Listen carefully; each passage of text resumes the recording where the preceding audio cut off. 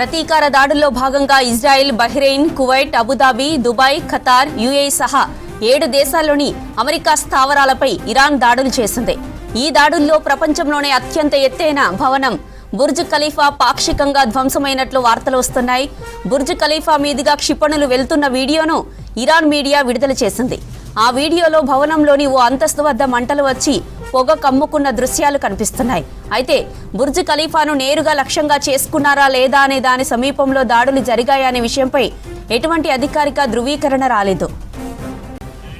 కాగా ఇరాన్ దాడుల వల్ల దుబాయ్లో అత్యంత రద్దీగా ఉండే జబీల్ అలీ పోర్టులో భారీగా మంటలు చెలరేగినట్లు అధికారులు వెల్లడించారు. దుబాయ్ అంతర్జాతీయ విమానాశ్రయం, ప్రముఖ బుర్జ్ అల్ అరబ్ హోటల్ దెబ్బతిన్నట్లు తెలిపారు.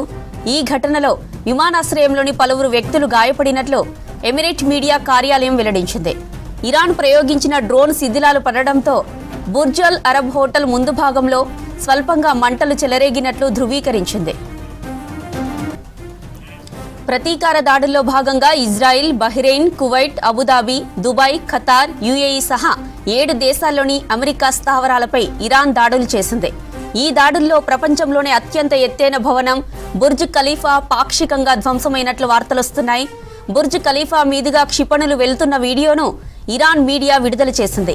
ఆ వీడియోలో భవనంలోని ఓ అంతస్తు వద్ద మంటలు వచ్చి పొగ కమ్ముకున్న దృశ్యాలు కనిపిస్తున్నాయి. అయితే బుర్జ్ ఖలీఫాను నేరుగా లక్ష్యంగా చేసుకున్నారా లేదా దాని సమీపంలో దాడులు జరిగాయనే విషయంపై ఎటువంటి అధికారిక ధృవీకరణ రాలేదు.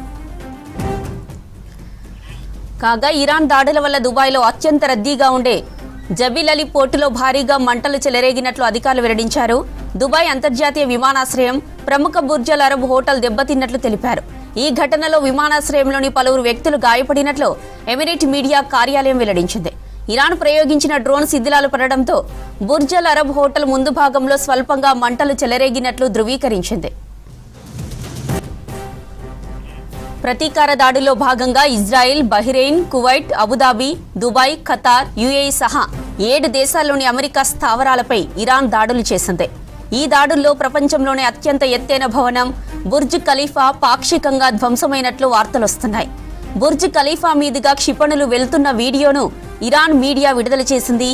ఆ వీడియోలో భవనంలోని ఓ అంతస్తు వద్ద మంటలు వచ్చి పొగ కమ్ముకున్న దృశ్యాలు కనిపిస్తున్నాయి. అయితే బుర్జ్ ఖలీఫాను నేరుగా లక్ష్యంగా చేసుకున్నారా లేదా దాని సమీపంలో దాడులు జరిగాయా అనే విషయంపై ఎటువంటి అధికారిక ధృవీకరణ రాలేదు. కాగా ఇరాన్ దాడుల వల్ల దుబాయ్లో అత్యంత రద్దీగా ఉండే జబీల్ అలీ పోర్టులో భారీగా మంటలు చెలరేగినట్లు అధికారులు వెల్లడించారు.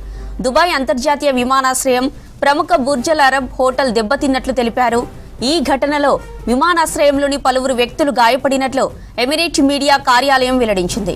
ఇరాన్ ప్రయోగించిన డ్రోన్ శిథిలాలు పడడంతో బుర్జ్ అల్ అరబ్ హోటల్ ముందు భాగంలో స్వల్పంగా మంటలు చెలరేగినట్లు ధృవీకరించింది.